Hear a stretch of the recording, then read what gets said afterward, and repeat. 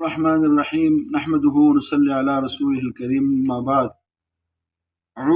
فأعوذ بالله من الشيطان الرجيم بسم الله الرحمن الرحيم إنما يعمر مساجد الله من آمن بالله واليوم الآخر زما ډیر عزتمند مؤمنانو مسلمانانو لکه څنګه چې په پیښور کې د پسیوان علاقه سیوان شوګر مل سره نږدې په 400 روډ باندې یو دینی مدرسه جامع دیوبند زیر اهتمام د زمونږه په خدمت کې